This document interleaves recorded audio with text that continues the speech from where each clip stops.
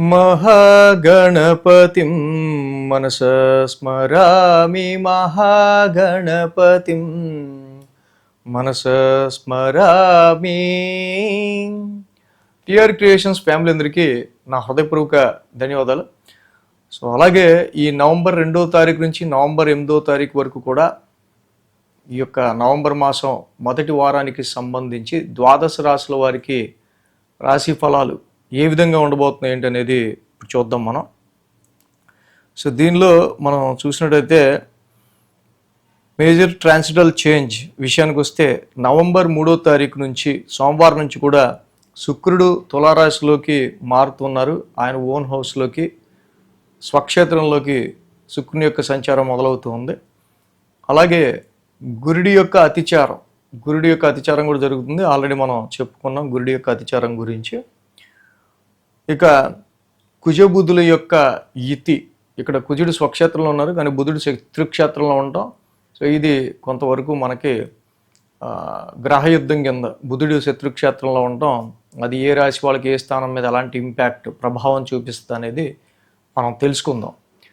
So అలాగే గురుడు కర్కాటక రాశిలో, ఇక సింహరాశిలో కేతువు, శుక్రుడు స్వక్షేత్రంలో తులారాశిలో, నీచ రాశిలో రవి, అలాగే కుజుడు స్వక్షేత్రంలో వృశ్చిక రాశిలో, బుధుడు శత్రుక్షేత్రంలో వృశ్చిక రాశిలో ఉన్నారు. కుంభరాశిలో రాహు యొక్క సంచారం జరుగుతుంది.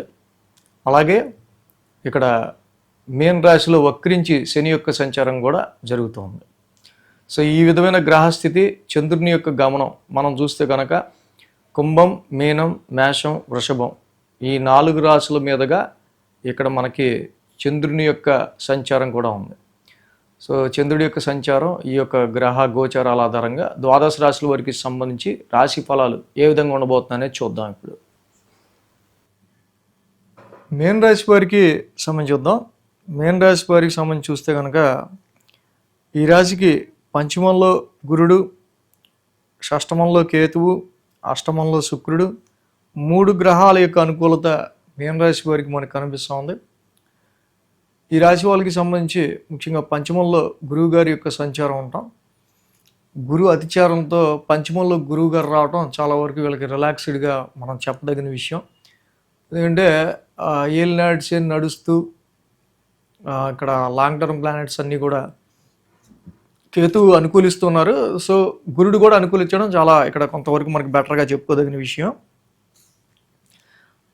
అలాగే 12, 1, 2, 3 స్థానాల మీదుగా చంద్రుని యొక్క సంచారం నడుస్తూ ఉంది. ఇక్కడ సోమ, మంగళ, శుక్ర, శని ఈ 4 రోజులు కూడా ఈ రాశి వాళ్ళకి అనుకూలమైన ఫలితాలు మనకు కనిపిస్తూ ఉన్నాయి. సో ఏదైతే 1000 స్థానం నుంచి చంద్రుని యొక్క సంచారం ఉంటాం, ముఖ్యంగా ఈ రాశి వాళ్ళకి సంబంధించి 1000 స్థానంలో చంద్రుని యొక్క సంచారం, అక్కడ రాహు కూడా ఉన్నారు. సో వారం ప్రారంభం మనం చూసినప్పుడు చాలా వరకు కూడా కొంచెం కన్ఫ్యూజ్డ్ స్టేట్లోనూ ఆలోచనలు రీత్యా అంటే ఆలోచించేసి టైం వేస్ట్ చేయడం అలాంటివి కొంచెం కనిపిస్తున్నాయి. కాబట్టి వీటి విషయాల్లో కొంచెం జాగ్రత్త తీసుకోవడం అనేది మంచిది. అలాగే సోమ, మంగళవారాలు చూస్తే రాశిలో చంద్రుని యొక్క సంచారం ఆల్రెడీ ఏలినాటి శని నడుస్తూ ఉంది. రాశి వాళ్ళకి వక్ర స్థితిలో నడుస్తూ ఉన్నారు శని. కాబట్టి ఆరోగ్యానికి సంబంధించిన విషయాల్లో కొంచెం కేర్ తీసుకుంటూ ఉంటాం. బిజినెస్ వ్యవహారాల్లో కానీ, మ్యారిటల్ లైఫ్లో కానీ, అదేవిధంగా మీ కాన్ఫిడెన్స్ లెవెల్స్కి సంబంధించిన విషయాల్లో కొంచెం మోర్ కాన్ఫిడెన్స్గా ఉండడానికి ఎక్కువ ప్రయత్నించడం మీనరాశి వాళ్ళు తీసుకోవాల్సిన ముఖ్యమైన విషయాలు. అలాగే బుధ, గురువారాల్లో ద్వితీయ స్థానంలో చంద్రుని యొక్క సంచారం, చంద్రుడు ద్వితీయంలో ఉండడం. అలాగే ఆ రాశ్యాధిపతి కుజుడు కూడా వీళ్ళకి భాగ్యస్థానంలో ఉన్నారు. భాగ్యస్థానంలో కుజుడు అంత యోగించరు, బట్ ఇది ఓన్ హౌస్ ఓకే. కానీ అక్కడే కుజుడు కూడా బుధుడితో కలిసి ఉన్నారు. సో బుధుడికి అది శత్రుక్షేత్రం అయింది. కుజబుద్ధులకి అక్కడ గ్రహయుద్ధం ఏర్పడటం ముఖ్యంగా. కాబట్టి ఈ రాశి వాళ్ళకి వ్యాపార రీత్యా అదృష్టానికి సంబంధించిన విషయాలు అండ్ కాంట్రాక్ట్స్కి సంబంధించి, ఫారెన్లో కాంట్రాక్ట్స్కి సంబంధించి చేసే ఉద్యోగాలకు సంబంధించి కావచ్చు, ప్రయాణాలు స్టేట్ టు స్టేట్ జర్నీకి సంబంధించి కావచ్చు, లాంగ్ జర్నీకి సంబంధించిన విషయాల్లో కొంచెం డిస్టర్బెన్స్ అనేది ఎక్కువ కనిపిస్తూ ఉంది. అలాగే కమ్యూనికేషనల్ విషయాల్లో కొంత ఇబ్బందికర పరిస్థితులు లాంటివి ఈ రాశి వాళ్ళకి భాగ్యస్థానంలో ముఖ్యంగా ఏర్పడటం వల్ల జనరల్గా బుధ కుజుల యొక్క యుతి ఏదైతే నవమస్థానంలో ఇక్కడ జరుగుతూ ఉందో లైఫ్ పార్ట్నర్కి సంబంధించి కావచ్చు, బిజినెస్కి సంబంధించిన విషయాల్లో కావచ్చు. సో వీటి విషయాల్లో మెయిన్గా లైఫ్ పార్ట్నర్తో అయితే కుటుంబంలో త్రూ యువర్ ఫాదర్కి సంబంధించిన విషయాల్లో కానీ, బిజినెస్లో అయితే లక్ అండ్ ఫార్చ్యూన్ అదృష్టానికి సంబంధించిన విషయాల్లో కానీ కొంత ఎఫెక్ట్ లేకుండా చూసుకుంటూ ముందుకెళ్లాల్సిన అవసరం మనకు కనిపిస్తూ ఉంది. ఈ బుధ కుజుల యొక్క యుతి ఏదైతే భాగ్యస్థానంలో నెమ్మదిగా నడుస్తూ ఉందో, జనరల్గా ఇది 9th హౌస్ అనేది కొంతవరకు మన లక్ అండ్ గ్రోత్కి సంబంధించిన విషయం కాబట్టి, సో ఈ విషయాల్లో బుధ కుజుల యొక్క యుతి 2 గ్రహాలు కూడా 9th హౌస్లో పెద్ద యోగిచ్చే గ్రహాలు కాదు కాబట్టి, సో ఈ సమయంలో కొంత హైయర్ ఎడ్యుకేషన్ మీద కాన్సన్ట్రేట్ చేసిన, అలాగే లైఫ్ గ్రోత్కి సంబంధించి తీసుకునే నిర్ణయాల పట్ల కొంచెం ఫోకస్డ్గా ఉండటం అనేది చాలా మంచిది.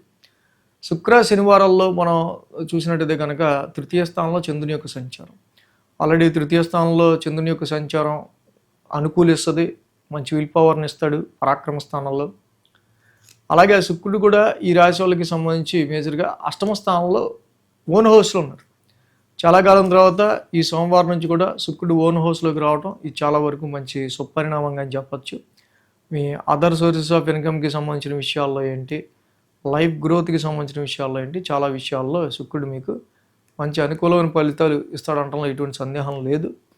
అలాగే జీవిత భాగస్వామి నుంచి సపోర్ట్ కావచ్చు, ఇన్లాస్ నుంచి సపోర్ట్ కావచ్చు, ఇక్కడ శుక్రుడి యొక్క సంచారం చాలా బాగుంది. అయితే అక్కడే ఈ రాశి వాళ్ళకి రవి యొక్క సంచారం కూడా నీచపడ్డ, రవి 8వ స్థాన సంచారంలో ఉంటున్నారు. కొన్ని ఆరోగ్య సమస్యల రీత్యా కూడా సమ్ డిస్టర్బెన్సెస్ అనేవి ఏర్పడే ఆస్కారాలు ఉన్నాయి. ఇక్కడ ఈ రవి శుక్రుల యొక్క యుతి వల్ల కొంతవరకు ఆరోగ్యపరమైన విషయాల మీద ఎక్కువ జాగ్రత్త తీసుకోవాల్సిన అవసరం మనకు కనిపిస్తూ ఉంది. అలాగే ఉద్యోగ కారకుడు కూడా రవి కాబట్టి ప్రొఫెషనల్ స్ట్రెంగ్త్ కూడా ఈ సమయంలో పెంచుకోవడానికి ఫోకస్డ్గా మీరు పనిచేయాల్సిన అవసరం కనిపిస్తూ ఉంది. మీన రాశికి ఇక్కడ వేన్లో రాహు ఉండడం కావచ్చు, దుర్గామాత ఆరాధన చేసుకోవడం ద్వారా చక్కగా ఈ వేన్లో ఉన్న రాహు యొక్క పరిహారం చేసుకోవచ్చు. కేజింపో మినుములు, ఒక బూడిద రంగు వస్త్రాన్ని దానం ఇవ్వడం ద్వారా అన్నెసరీ ఎక్స్పెన్సెస్ నుంచి మీరు చక్కగా బయటపడడం కావచ్చు.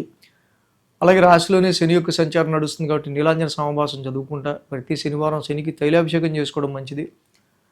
ఇంకా ఈ రాశికి 8వ రవి దోషం, ముఖ్యంగా 8వ రవి దోషం కూడా కనిపిస్తుంది కాబట్టి జపాకుసుమ సంకాసం, రవి నవగ్రహ శాంతి మంత్రం చేసుకోవటం, రవి ద్వాదశ నామాలు చేసుకోవటం,